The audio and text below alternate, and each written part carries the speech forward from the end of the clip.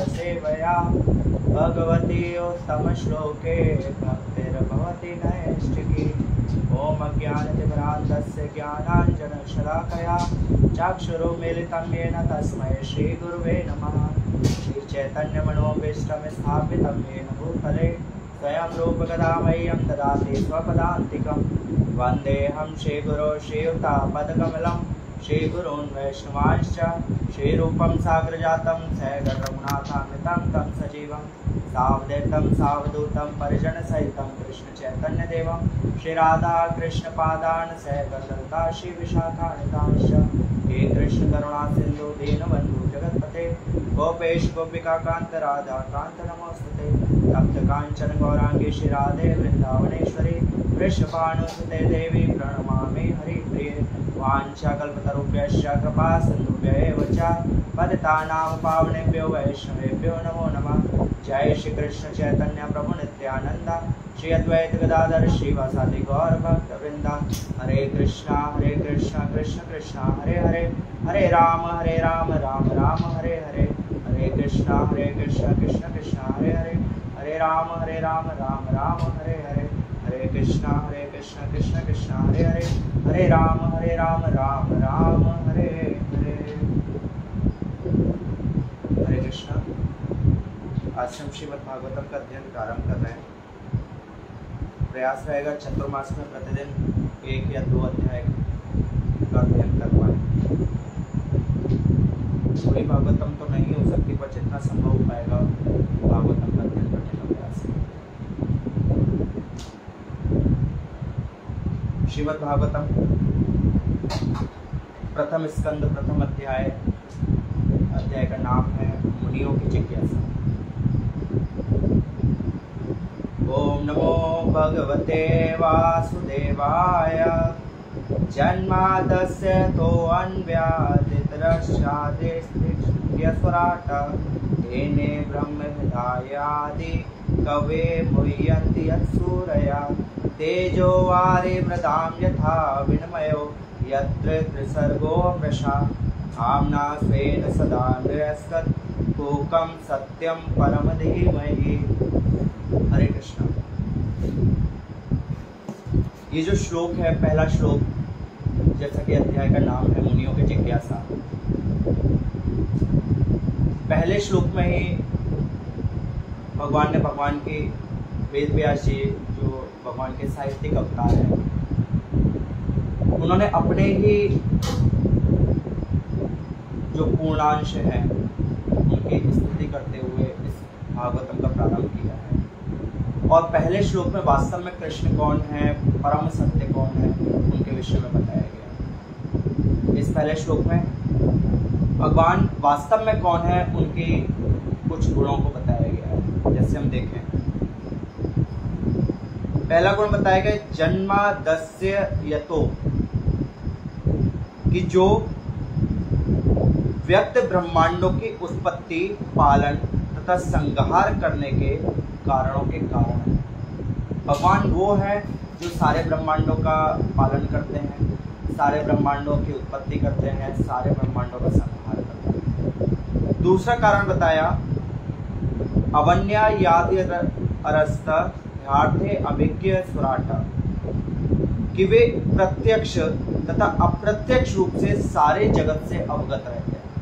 प्रत्यक्ष रूप से भी अवगत रहते हैं, अप्रत्यक्ष रूप से भी अवगत रहते हैं। ब्रह्मा जी इसी को ब्रह्म संहिता में अचिंत्य भेदाभेद बोलते हैं कि भगवान इस भौतिक प्रकृति के संपर्क में भी हैं और इस भौतिक प्रकृति से संपर्क में भी नहीं रहते। प्रत्यक्ष रूप से दिखता है कि सब कुछ भगवान से उत्पन्न है, सब कुछ भगवान के द्वारा ही संहारित होता है, सब कुछ भगवान का, प्रत्येक जीव का पालन भगवान करते हैं। पर अप्रत्यक्ष दृष्टि से देखा जाए तो भगवान अपनी जो अंशावतार हैं, भगवान अपनी जो शक्तियां हैं उनके माध्यम से करते हैं, स्वयं संपर्क में। यह चित्त भेद है जो आगे हम भागवतम पढ़ेंगे तब इस वेद को वास्तव में समझ पाएंगे। अगला जो कारण बताते हैं, कौन है भगवान, क्या कारण है उनके भगवान होने का, कि वे ही सर्वप्रथम आदि जीव ब्रह्मा जी को वैदिक ज्ञान प्रदान करते हैं। ब्रह्मा जी को वैदिक ज्ञान प्रदान करने वाले स्वयं भगवान ही हैं। आगे जो दूसरा स्कंद आएगा उसमें कैसे ब्रह्मा जी की उत्पत्ति हुई, कैसे भगवान को कि ब्रह्मा जी ने तपस्या करी और ब्रह्मा जी ने 4 श्लोकों के माध्यम से उस वैदिक ज्ञान को प्राप्त किया।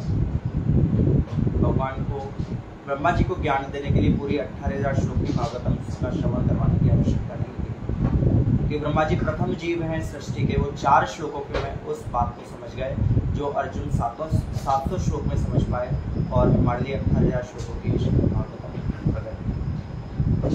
कहते हैं अगला भगवान का गुण बताते हुए श्रील व्यास देव कहते हैं कि भगवान के कारण ही बड़े बड़े मुनि तथा देवता उसी तरह मोह में पड़ जाते हैं जिस प्रकार अग्नि में जल या जल में स्थल देखकर कोई भी माया के द्वारा मोहग्रस्त हो जाता है। वास्तव में देखा जाए अग्नि में जल का दर्शन नहीं हो सकता। अग्नि और जल दोनों विरोधाभासी, और जल में अग्नि का दर्शन नहीं हो सकता। या तो अग्नि रहेगी तो जल की अनुपस्थिति होगी, और जल उपस्थित होगा तो अग्नि की अनुपस्थिति होगी। कभी भी अग्नि को जब शांत करना होता है तो जल की सहायता ली जाती है, जिसके माध्यम से अग्नि को शांत किया जाता है। और यही वास्तव में मोह है। कई लोग मोहग्रसित होते हैं कि अग्नि में जल का दर्शन करते हैं, जल में अग्नि को दर्शन करते हैं। कौन? बड़े बड़े मुनि और देवता भी भगवान के इस अचिंत्य भेदाभेद की लीला को देख करके मोहित हो जाते हैं। हर किसी के लिए समझ पाना ये सहज नहीं है, कोई भी मोहित हो जाता है। आगे भगवान के गुण बताते हुए कहते हैं जो प्रकृति के तीनों गुणों की प्रतिक्रिया के कारण अस्थायी रूप से प्रकट होते हैं, वास्तविक लगते हैं जबकि ये अवास्तविक होते हैं। प्रकृति के 3 गुणों से, जैसे कई लोग कहते हैं भगवान प्रकृति के 3 गुणों के अधीन है, और भगवान उनके तीनों गुणों के अधीन नहीं होते। भगवान गीता में बोलते हैं नमाम कर्माणि लिम्पन्ति नामे कर्म फले स्पृहा। मुझे कोई कर्म का बंधन नहीं बांध सकता, कर्म का बंधन नहीं बांध सकता, तो प्रकृति के 3 गुण मेरे ऊपर प्रभावी नहीं है। मैं हमेशा 3 गुणों से परे रहता हूँ। ये 3 गुण मेरे ऊपर कभी प्रभाव नहीं डाल सकते। अगर 3 गुण प्रभावी हैं तो प्रकृति के गुणों के अधीन। भगवान कर्म में नहीं बंधते, तो इसका मतलब कि प्रकृति के जो गुण हैं वो भगवान के ऊपर प्रभावी। अगला गुण बताते हुए कहते हैं कि वास्तविक लगते हैं जबकि वे अवास्तविक होते हैं। वास्तविक लगते हैं कि भगवान जैसे राम प्रकट हुए, मर्यादा में थे। भगवान के 3 प्रमुख अवतार बताए गए। राम अवतार जो मर्यादा पुरुषोत्तम है, स्वयं भगवान आए कृष्ण जो लीला पुरुषोत्तम है, और फिर चैतन्य महाप्रभु के रूप में आए जो प्रेम पुरुषोत्तम है। इनमें कभी कभी देखने में लगता है कि जैसे चैतन्य महाप्रभु की लीलाओं का दर्शन करते हैं कोई लोगों ने साधारण समझने लगता है। भगवान राम की लीलाओं का दर्शन करते हैं उन्हें साधारण समझने लगते हैं। बड़े बड़े देवता मोहित हो जाते हैं। माता सती जिन्हें माया का रूप बोला जाता है, भगवान की बहिरंगा शक्ति है, वो तक भगवान राम की लीलाओं को देख करके तो इसलिए कहते हैं वास्तव में लगते वो अस्थायी रूप से प्रकट होते हैं, वास्तविक लगते हैं, पर अवास्तविक जो उनकी लीला है, लीला वेद के कारण उस प्रकार का व्यवहार करते हैं और उनका वास्तविक स्वरूप वो नहीं होता। माता सती जब मोहित हुई भगवान राम को ग्रह में देख रही, माता जानकी के लिए मोहित हो गई।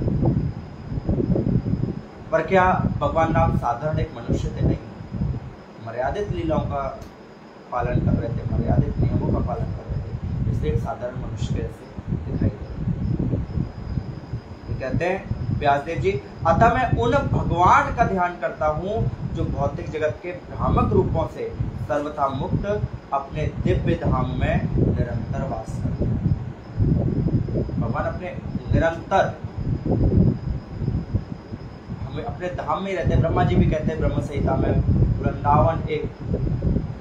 वृंदावन एवं निवसत्य अखिलात्म भूतो। भले ही वो अखिल ब्रह्मांड के नायक है, अखिल वैकुंठ के नायक है, पर वो केवल वृंदावन में रहते हैं, वृंदावन छोड़ करके कभी नहीं जाते। और यही अचिंत्य भेदाभेद है कि लोग समझते हैं कि कृष्ण वृंदावन छोड़ के चले गए, और कृष्ण वृंदावन छोड़ करके। मैं उनको ध्यान करता हूँ क्योंकि वे ही परम सत्य है, सत्यम परम, जो परम सत्य की परिभाषा बताई कि कृष्ण ही परम सत्य है। श्रील व्यासदेव जी, व्यासदेव जी का पहले श्लोक में ही बताने का तात्पर्य था कि जिसके विषय में आप कथा सुन रहे हैं, जिसके विषय में जानने का प्रयास कर रहे हैं, वो कौन है वो पता लग जाए, परम सत्य है कि नहीं। ये आपको बाद में संशय ना हो कि हमें पढ़ रहे थे पर ये परम सत्य की परिभाषा कुछ और बताई, पहले प्रारंभ में बता दिया कि परम सत्य कृष्ण ही है और कोई परम सत्य। दूसरे श्लोक में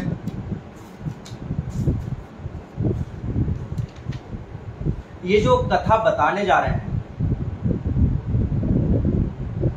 श्रील व्यासदेव जी, उसकी महिमा का गुणगान कर रहे हैं। क्योंकि जो भी हम सुनने जा रहे हैं, अगर हमें उसकी महिमा नहीं पता होगी तो हमें सुनने में रुचि नहीं है कि भागवतम की क्या महिमा है, उसका श्रील व्यासदेव जी गुणगान कर रहे हैं। दूसरा श्लोक प्रथम स्कंद के प्रथम अध्याय का।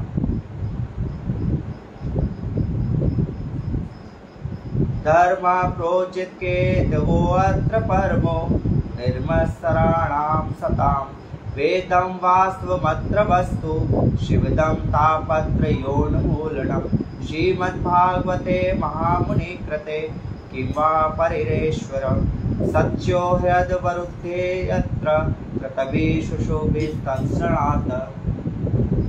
ये जो श्लोक है इसमें श्रील व्यासदेव जी ने भागवतम की महिमा का वर्णन करा कि जो भी श्रोतागण है वो इसकी महिमा जान पाए ताकि सुनने में और अधिक रुचि हो। कहते श्रील व्यासदेव, यह भागवत पुराण भौतिक कारणों से प्रेरित होने वाले समस्त धार्मिक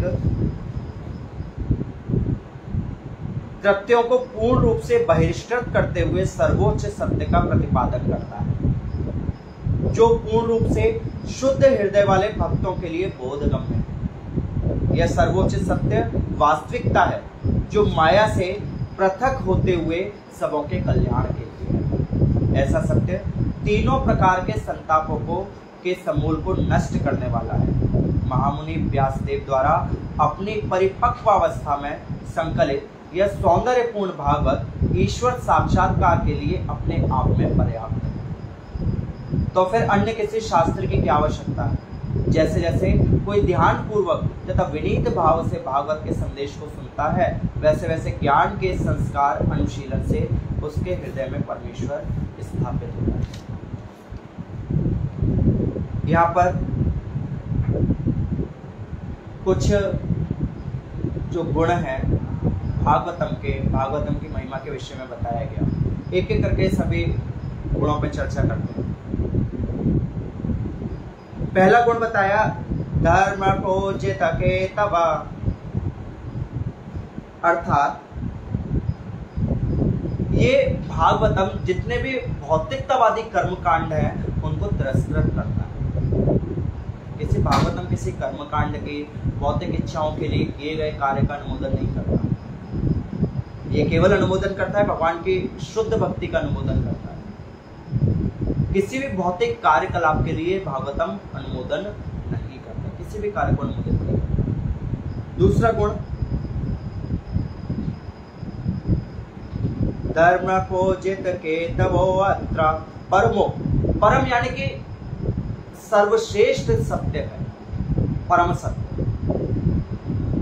अगर बात की जाए कि बहुत सारे शास्त्रों की बात करते हैं, आगे हम पढ़ेंगे इसमें चौथे पांचवें अध्याय में क्यों भागवत हमको परम सत्य बताया गया। जब वेद व्यास जी ने सारे ग्रंथों की रचना करी, 18 पुराणों, सारे वेदों की, वेदांत सूत्र, गीतोपनिषद और सारे 108 उपनिषद की रचना करी, उन्हें संतुष्टि नहीं। तब अपने गुरु नारद जी के आदेश से उन्होंने श्रीमद् भागवतम की रचना की, तब उन्हें संतुष्टि मिली और स्वयं श्रील व्यासदेव ने इसे परम सत्य कहकर के संबोधित कर दिया कि परम सत्य है। तीसरा गुण निर्मासराणाम सताम, किसके लिए है? जो पूर्ण रूप से शुद्ध हृदय वाले भक्तों के लिए, जिनके हृदय में अंश मात्र भी अशुद्धि है, उनके लिए भागवतम नहीं है। वो भागवतम पढ़ेंगे भी पर कर्म के माध्यम से बंद करके इसको कर्म कांड के माध्यम से लेंगे। क्योंकि बहुत सारे लोग भागवतम करते हैं, भागवतम सुनते हैं, भागवतम का वाचन करते हैं, पर उनकी जो उद्देश्य होता है भगवान की प्रसन्नता ना होकर के उनका उद्देश्य अपने किसी ध्येय की प्राप्ति होती है, अपने किसी लक्ष्य को सिद्ध करना, किसी मनोरथ को सिद्ध करना होता है। तो इसलिए हर कोई इस भागवतम के वास्तविक तत्व को नहीं समझ सकता। भागवतम का तत्व कौन समझ सकता है? जो भगवान की भक्ति में स्थित है और पूर्ण रूप से शुद्ध हो सकता है, वही इसके वास्तविक तत्व को ग्रहण करने के लिए योग्य है। हर कोई इस भागवतम के तत्व को ग्रहण करने के योग्य है। क्यों कहते हैं?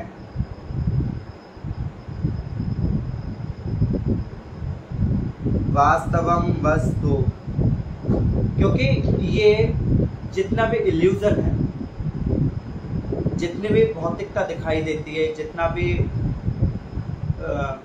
भ्रम दिखाई देता है, उन सबको काटने वाला है। क्योंकि भ्रमित व्यक्ति इसको ग्रहण नहीं कर पाएगा, क्योंकि ग्रहण करने के लिए ये भ्रम को काटेगा, पर वो पहले से ही भ्रमित है, वो और ज्यादा इसमें जो भगवान की लीलाएं दी गई हैं उनको पढ़ करके भ्रमित हो जाएगा। ये वास्तव में इसका गुण है कि भ्रम को काटने वाला है। आगे कहते हैं,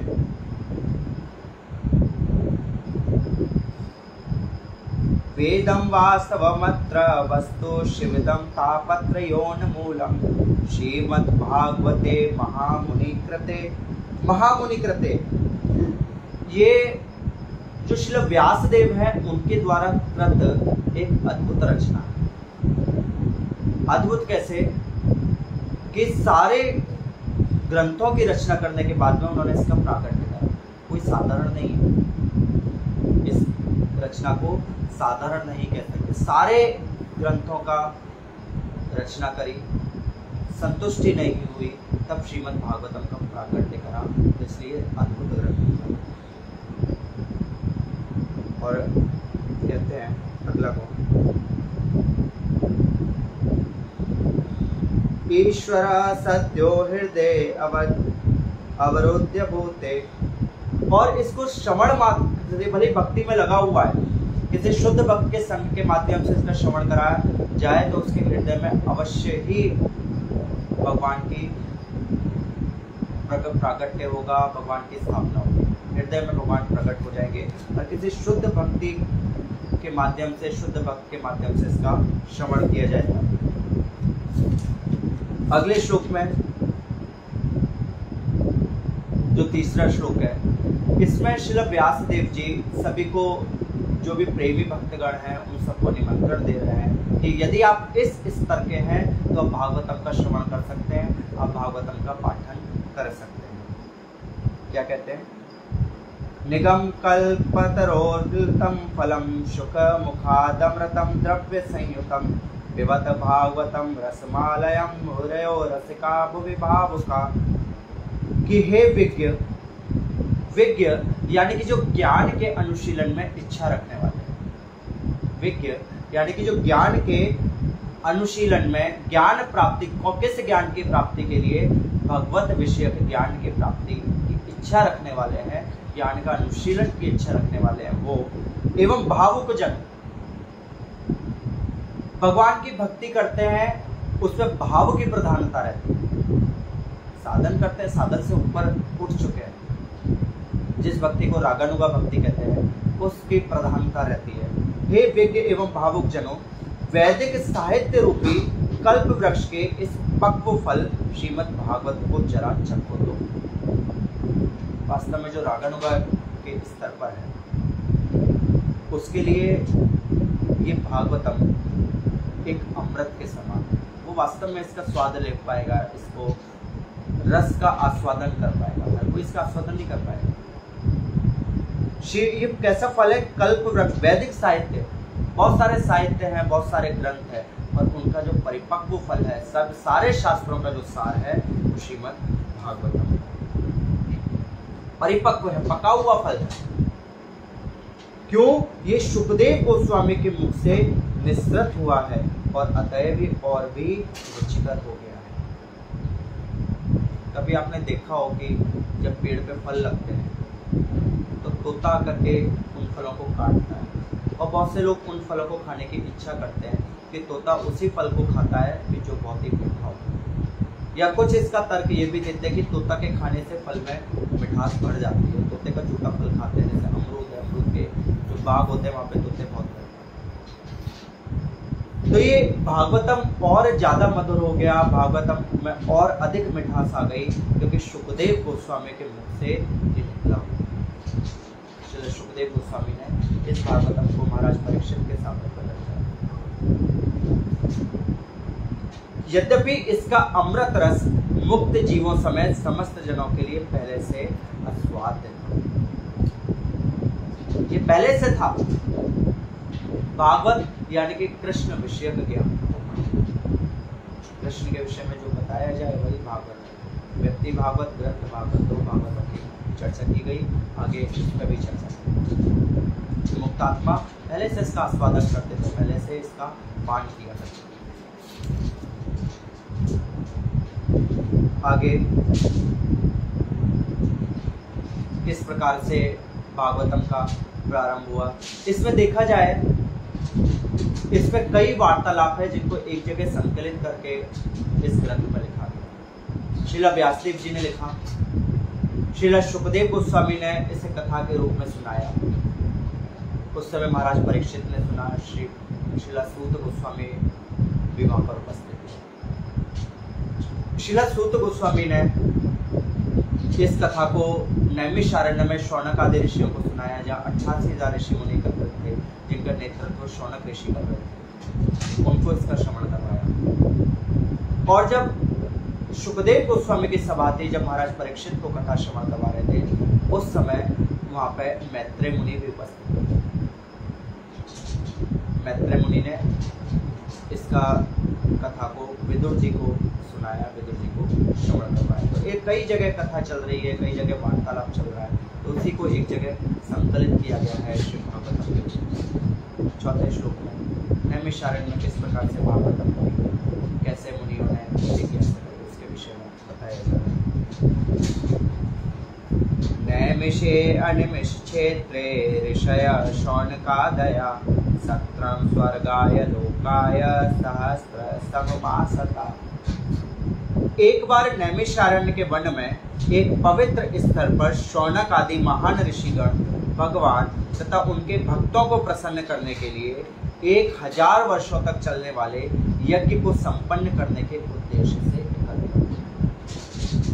यहाँ पे देखिए यज्ञ बोला गया है, यज्ञ की परिभाषा बताई गई है। कोई भी कार्य जो भगवान की प्रसन्नता के लिए किया जाए उसे यज्ञ बोला गया। और जो ऋषिगण एकत्रित हुए वो 2 कार्य से एकत्रित हुए थे। पहला उद्देश्य था भगवान को प्रसन्न करना, दूसरा उद्देश्य था भगवान के भक्तों को प्रसन्न। यदि भगवान की प्रसन्नता के लिए कोई कार्य किया जाए तो भगवान के भक्त स्वतः ही प्रसन्न होते हैं। उनके प्रसन्नता के लिए कोई अलग से उपाय करने की आवश्यकता नहीं। अगले श्लोक में बोलते हैं, श्लोक संख्या 5। ता एकदा तो मुनेया प्रातः होर्तहुताग्नया सत्कृतं सूतमासीनं प्रपच्छ हृदमादरात्। एक दिन यज्ञाग्नि जलाकर अपने प्रातःकालीन कृत्यों से निवृत्त होकर तथा शील सूत गोस्वामी को आदर पूर्वक आसन अर्पण करके ऋषियों ने सम्मान पूर्वक निम्नलिखित विषयों पर प्रश्न पूछे। देखिए भागवतम की शुरुआत भी जिज्ञासा से हुई, अथातो ब्रह्म जिज्ञासा।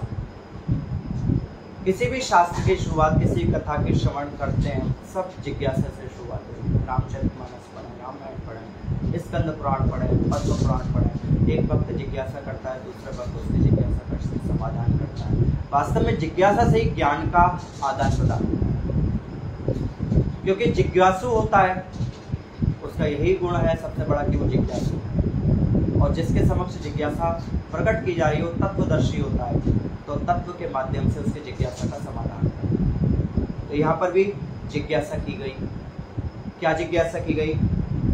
कुछ प्रश्न पूछे जो शौनक आदि ऋषि थे उन्होंने श्रीपाद सूत गोस्वामी से कि आप क्योंकि हम जो एकत्र हुए 1000 वर्षों तक चलने वाला यज्ञ था, इसलिए कलयुग आने वाला है, सामान्य लोगों का कैसे कल्याण होगा, उसके लिए हम एकत्र हुए। तो उसी से विषयक, भगवत विषयक उन्होंने प्रश्न पूछे। क्या प्रश्न पूछे?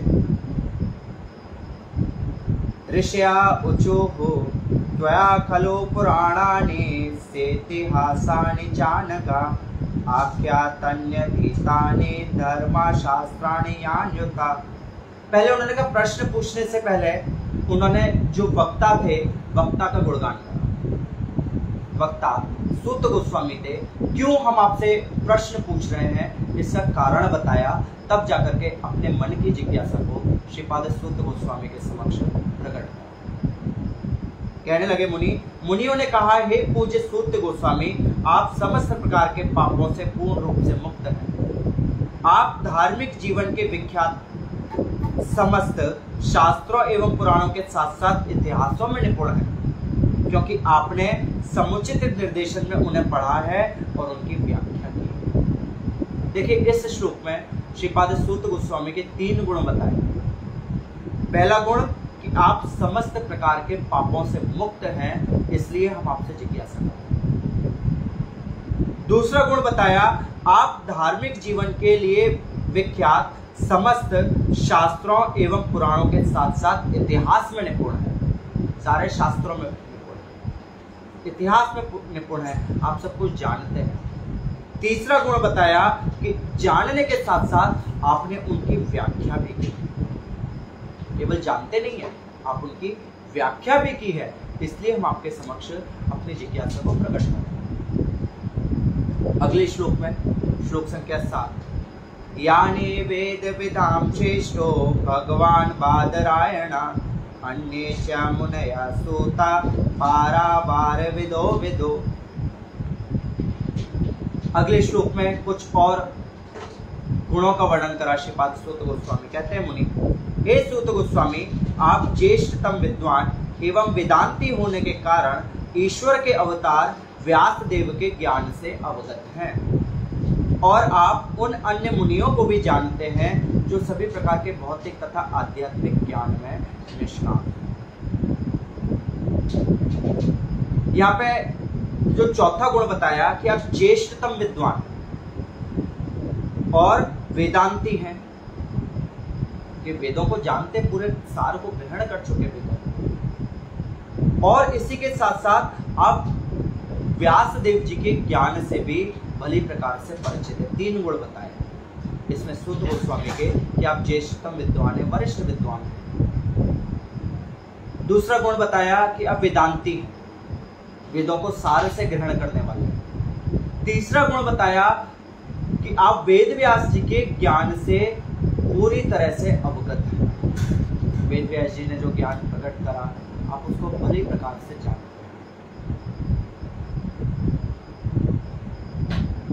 अगले श्लोक में, श्लोक संख्या 8 में फिर से कुछ गुणों के विषय में चर्चा करें। वेत्थ त्वं सौम्य सत्सर्व तत्त्वस्तनु तदनुग्रहात् गुरुयस्तिघ्नस्य शिष्यस्य गुरुवो गुह्यमाप्युता। अगला सूत गोस्वामी शौनक ऋषिगण सूत गोस्वामी के गुणों के गुणगान करते हुए बोल रहे हैं, इससे भी अधिक चूंकि आप विनीत हैं, आपके गुरुओं ने एक सौम्य शिष्य जानकर आप पर सभी तरह से अनुग्रह किया है, अतः आप हमें बताएं जिसे आपने उनसे वैज्ञानिक ढंग से सीखा। देखिए, यहाँ पे विज्ञान की बात हो रही है। विज्ञान कि केवल आपने ज्ञान ग्रहण नहीं करा, उसे प्रयोग करके भी देखा। ज्ञान और विज्ञान में यही अंतर है। ज्ञान केवल ग्रहण करना, विज्ञान जब उसे ज्ञान को प्रयोग किया जाए तो उसे ज्ञान को विज्ञान बोला गया। तो यहाँ पे 2 गुण और बताए कि आप विनीत हैं, दैन्य भाव को धारण करना। तो किसी भी साधक के लिए विनम्रता एक आभूषण है। किसी भी व्यक्ति के लिए विनम्रता एक आभूषण है। जो भक्ति भी करना चाहता है तो सबसे पहला गुण उसके अंदर विनम्रता ही है। दूसरा इसमें गुण बताया सौम्य शिष्य। सौम्य यानी कि सरल व्यक्ति, सरल है, दैन्य है, सरल है, तभी आपके गुरु ने आपके ऊपर अनुग्रह करा और इस दिव्य ज्ञान को आपको प्रदान करा। अगर आप सौम्य नहीं होते, आप सरल नहीं होते, तो आपको दिव्य ज्ञान की प्राप्ति नहीं। श्लोक संख्या 9 से शौनक आदि ऋषियों ने अपनी जिज्ञासा को प्रकट करना प्रारंभ। कहते हैं श्लोक संख्या 9, तत्र तत्रा सायुष्मन् भवता यद्वे निश्चितं पुंसामेकान्तता श्रेया तत्र शांसितुमर्हसि।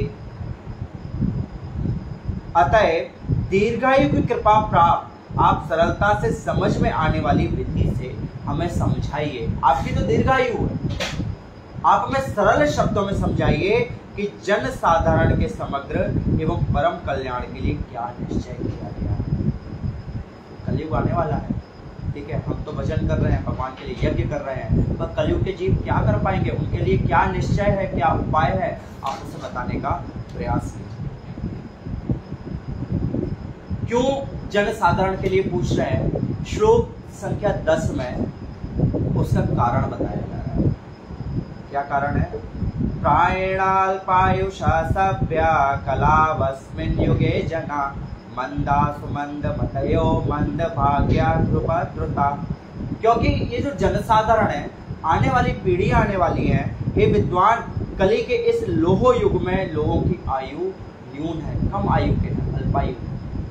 वे झगड़ालू हैं, आलसी हैं, पथभ्रष्ट हैं, अभागे हैं और साथ ही साथ सदैव विचलित रहते हैं। उनका स्थिर बुद्धि नहीं रहती, हमेशा विचलित रहती, चलायमान रहती। तो इसलिए आपने जन सामान्य के कल्याण के लिए क्या उपाय किया है, कृपया उस उपाय को बताने का प्रयास करें। जन साधारण के लिए पूछ रहे हैं। श्लोक संख्या 11 कहते हैं, अगला प्रश्न पूछ रहे हैं। पहला प्रश्न पूछा कि जन सामान्य के लिए क्या उपाय किया है, कैसे उनका परम कल्याण की प्राप्ति। दूसरा प्रश्न पूछ रहे हैं, भूरिणी भूरि कर्माणि श्रोतव्यानि विभागशः अतः साधो अत्र यत्सारं समुद्धृत्य मनीषया ब्रूहि भद्राय भूतानां येनात्मा स्वप्रतिदति। कहने लगे शौनक ऋषि सुत गोस्वामी से, शास्त्रों के अनेक विभाग हैं और उन सब में अनेक नियमित कर्मों का उल्लेख है, जिनके विभिन्न प्रभावों को वर्षों तक अध्ययन करके ही सीखा जा सकता है। अतः हे साधु, कृपया आप इन समस्त शास्त्रों का सार चुनकर समस्त जीवों के कल्याण हेतु समझाएं, जिससे हम उस उपदेश से उनके हृदय पूरी तरह तुष्ट हो जाए। बहुत सारे शास्त्र हैं, 18 पुराण है, 108 उपनिषद है, वेदांत सूत्र है, 4 वेद है। किसको? क्योंकि अल्पायु है, अधिक समय नहीं है, अल्प बुद्धि है, समझने के योग्य नहीं है, किसी चीज को समझना है इसकी योग्यता नहीं है उनके पास, तो सभी को पढ़ पाए, सभी को समझ पाए। तो इससे अच्छा इन सब का जो सार है, आप उस सार को बताने का कष्ट करें। ये कृपा करते हैं कि सारे शास्त्रों का सार आप बताएं। दूसरा प्रश्न पूछा कि सारे शास्त्रों का सार क्या है, वो सरल शब्दों में बता दीजिए ताकि जन सामान्य लाभान्वित हो पाए। तीसरा प्रश्न पूछ रहे हैं, श्लोक संख्या 12, सूत जानासि भद्रं ते भगवान सात्वतां पति देवक्यां वासुदेवस्य जातो यस्य चिकीर्षया। हे सूत गोस्वामी, आपका कल्याण हो। आप जानते हैं कि पूर्ण पुरुषोत्तम भगवान देवकी के गर्भ से वसुदेव के पुत्र के रूप में किस प्रयोजन से प्रकट होते हैं। भगवान प्रकट होते हैं, कोई ना कोई कारण होता है। किस कारण से भगवान प्रकट हुए आप उसे जानते हैं, इसलिए हम बताइए हमें कि किस कारण से भगवान प्रकट हुए। श्लोक संख्या 13 में भगवान के प्रकट होने के कारण को सुनने की उत्सुकता प्रकट कर रहे हैं। जो शौनक आदि ऋषि हैं, अगले श्लोक में उत्सुकता प्रकट कर रहे हैं कि दोबारा से बोल रहे हैं हम क्यों सुनना चाहते हैं। ऐसा हो कि देखिए भगवान के लिए लीलाएं गुह्यतम होती है, गुह्याति गुह्यतम है। हो सकता है सूत गोस्वामी को लगे कि इनका अधिक रुचि नहीं है, इनके सामने प्रकट ना करूं, तो अपनी रुचि को प्रकट कर रहे हैं कि वास्तव में हम जानना चाहते हैं। कहते हैं श्लोक संख्या 13 में, तत्र शोषमाणानां हर्षेणानुवर्णितुं यस्यावतारो भूतानां क्षेमाय च भवाय च। हे सूत गोस्वामी, हम भगवान तथा उनके अवतारों के विषय में जानने के इच्छुक हैं। भगवान कैसे वसुदेव के पुत्र के रूप में, माता देवकी के पुत्र के रूप में हमसे जानने के इच्छुक हैं।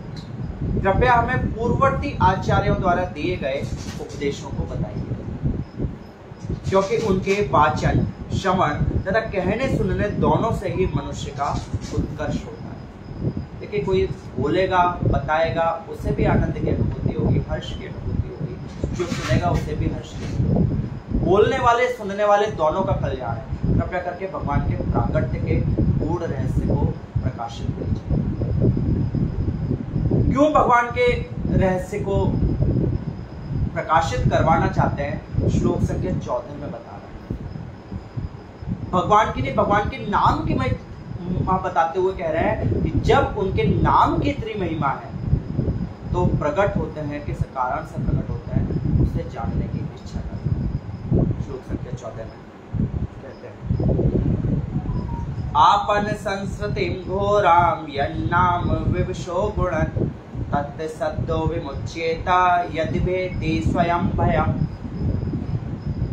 कि जन्म तथा मृत्यु के जाल में उलझे हुए जीव आदि यदि अनजाने में भी कृष्ण के पवित्र नाम का उच्चारण करते हैं तो तुरंत मुक्त हो जाते हैं, क्योंकि साक्षात भय भी इनके नाम से भयभीत रहता है।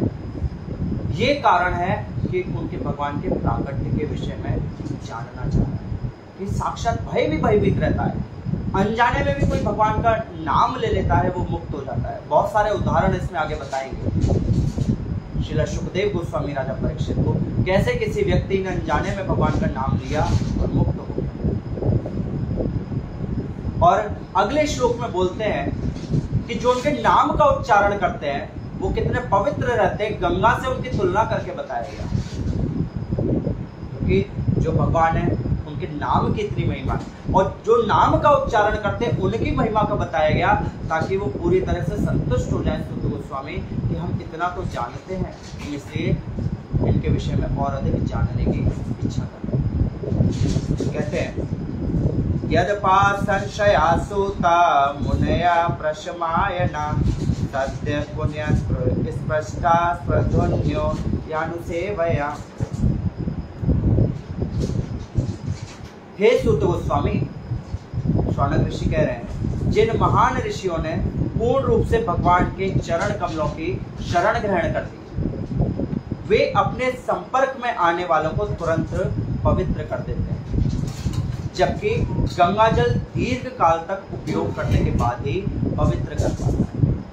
ये हमारे वैष्णव भजन का सिद्धांत है। को कहते हैं, गंगारे परश हिले पश्चाते पावन दर्शन पवित्र करो, यही तुम्हारा। कि गंगाजल में स्नान करने के बाद भी दीर्घ काल तक स्नान किया जाए, पवित्र होने की भावना से स्नान किया जाए, तब जाकर के पवित्र हो सकता है। पर भगवान के भक्त के दर्शन मात्र से ही व्यक्ति पवित्र हो सकता है। भगवान के भक्तों के दर्शन की कौन भक्त जो आप उन कृष्ण के नाम में रुचि रखते हैं। जब भक्तों की इतनी महिमा है, उनके नाम की इतनी महिमा है, तो इसलिए हे सूत गोस्वामी, कृपया कृष्ण किस प्रकार से प्रकट हुए, क्या कारण था उनके प्रकट होने का, उस कारण के विषय में बताइए। क्यों पूछ रहे हैं, आगे एक और तर्क दे रहे हैं, कारण बता रहे हैं। श्लोक संख्या 16 में शौनक आदि ऋषि क्या कारण है पूछने का। को वा भगवतस्तस्य पुण्य श्लोकेण कर्मणा शुद्धि कामो न शुणयादस्य कलिबल पापहम्। कि इस कलह प्रधान युग में पापों से उद्धार पाने का इच्छुक ऐसा कौन है जो भगवान के पुण्य यशों को सुनना नहीं चाहेगा? जो वास्तव में मूर्ख व्यक्ति होगा वो भगवान के विषय में नहीं सुनना चाहेगा। बाकी हर व्यक्ति इस कलह प्रधान युग में हर कोई भगवान के यश को, भगवान की महिमा को सुनने का इच्छुक। तो हम भी मूर्ख नहीं है, इसलिए हम चाहते हैं कि आप भगवान के प्राकट्य होने के रहस्य का विस्तारित रूप से बताइए ताकि हम भी उसका श्रवण करें। श्लोक संख्या 17 में अगला प्रश्न पूछते हैं। 3 प्रश्न पहले पूछ चुके, चौथा प्रश्न पूछ रहे हैं। तस्य कर्मानुदाराणि परिगीतानि सूर्यभिः द्रोहिणा शतदानानां लीलया ददता कला, कि उनके दिव्य कर्म अत्यंत उदार तथा अनुग्रह पूर्ण है, साधारण नहीं है कर्म। भगवान खुद गीता में बोलते हैं अर्जुन को, जन्म कर्म चमे दिव्यम यो वे वेति तत्वतः, कोई साधारण कर्म नहीं है। और नारद जैसे महान विद्वान मुनि उनका गायन करते हैं। नारद जैसे ऋषि के द्वारा भगवान के दिव्य कार्यकलापों का गायन किया जाता है। अतः कृपया हमें उनके अपने विविध अवतारों में संपन्न साहसिक लीलाओं के विषय में बताएं, क्योंकि हम उनको सुनने के इच्छुक हैं। बहुत सारे अवतार हुए, किसी न किसी रूप में प्रकट होते हैं, क्या लीला करते हैं उनके विषय में बताने की कृपा करें। जो भी भगवान की लीला है उनके विषय में। अगला प्रश्न पूछते हैं, 5वां प्रश्न श्लोक संख्या 18 में। अथाख्याये हरेर्धीम्ना नवतार कथा शोभा लीला विदितत स्वेरा ईश्वरा सात्मायया। हे बुद्धिमान सूत जी, कृपया करके हमसे भगवान के विविध अवतारों की दिव्य लीलाओं का वर्णन करें। परमनियंता भगवान के ऐसे कल्याणप्रद साहसिक कार्य तथा उनकी लीलाएं उनकी अंतरंगा शक्तियों द्वारा संपन्न। भगवान के कार्यकलापों के विषय में बताइए, प्रकट होते हैं किस प्रकार से कार्य करते हैं, क्या क्या लीलाएं करते हैं, उनका प्राकट्य कीजिए। श्लोक संख्या 19।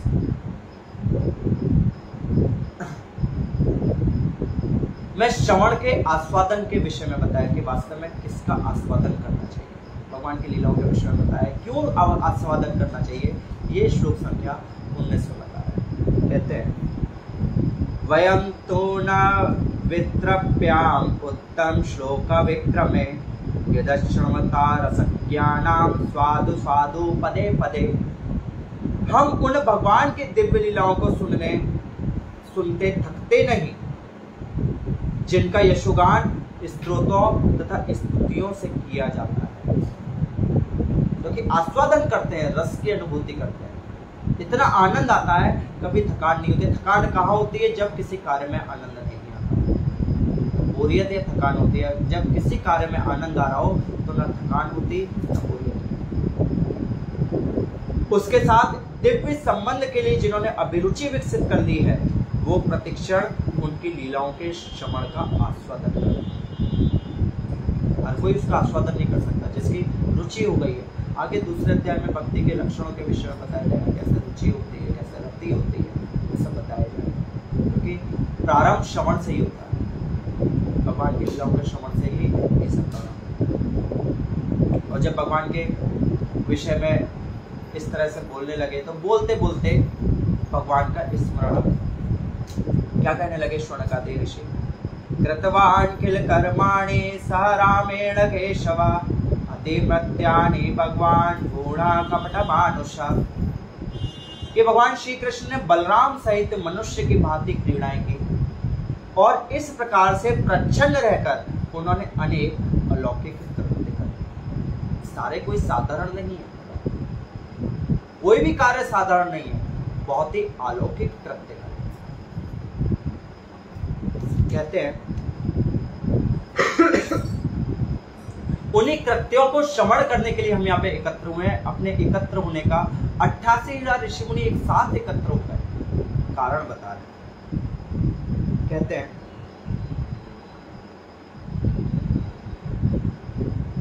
कलिमागतमाज्ञाय क्षेत्रे अस्मिन् वैष्णवे वयम् आसीना दीर्घ सत्रेण कथायां सक्षणा हरे। यह भली भांति जानकर कि कलयुग का प्रारंभ हो चुका है, हम इस पवित्र स्थल में भगवान का दिव्य संदेश सुनने के लिए तथा इस प्रकार यज्ञ संपन्न करने के लिए दीर्घ सत्र में एकत्र हुए। कलयुग का प्रारंभ हो गया है। कलयुग के प्रारंभ होने के कारण हम दिव्य संदेश सुनने के लिए, भगवान की प्रसन्नता के लिए कार्य करने के लिए इस स्थान पर एकत्र हुए।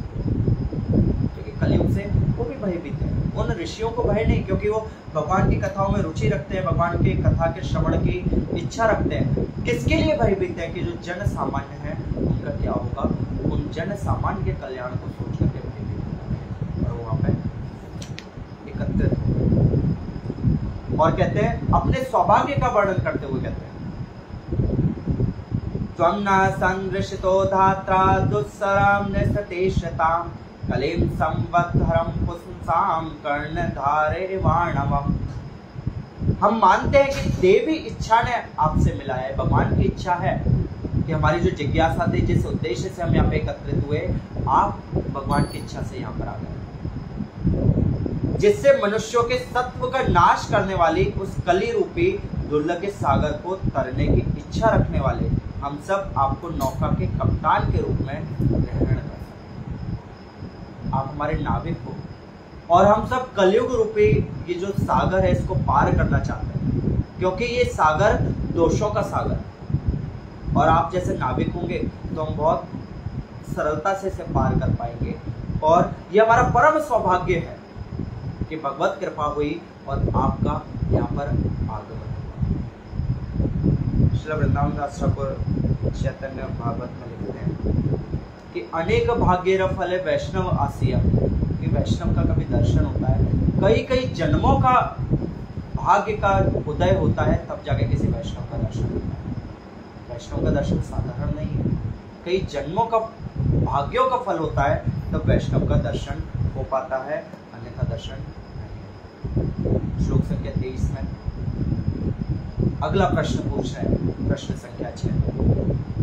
ब्रूहि योगेश्वरो कृष्ण ब्रह्मण्ये धर्म वर्मणि स्वाम काष्ठा मधुनोपेते धर्म कम शरणं गता। छठा प्रश्न पूछा, चूंकि परम सत्य योगेश्वर श्री कृष्ण अपने निज धाम के लिए प्रयाण कर चुके हैं, अपने धाम जा चुके हैं, अतः कृपा करके हमें बताएं कि अब धर्म ने किसका आश्रय लिया है। भगवान अपने धाम चले गए, धर्म ने किसकी शरण ग्रहण की, अब ये हमें बताएं। ये 6 प्रश्न पूछे, इसमें मैं एक एक करके सभी प्रश्नों को दोबारा से रिपीट कर दे रहा हूं। पहला प्रश्न पूछा उन्होंने कि श्लोक संख्या 9 में, अतएव दीर्घायु की कृपा प्राप्त आप सरलता से समझ में आने वाली विधि से हमें समझाइए कि आपने जन साधारण के समग्र एवं परम कल्याण के लिए क्या निश्चय किया है। जन साधारण का कैसे कल्याण हुआ, क्या आपने निश्चय करा। दूसरा प्रश्न पूछा श्लोक संख्या 11 में कि शास्त्रों के अनेक विभाग हैं और उन सब में अनेक नियमित कर्मों का उल्लेख है, जिनके विभिन्न प्रभागों को वर्षों तक अध्ययन करके ही सीखा जा सकता है।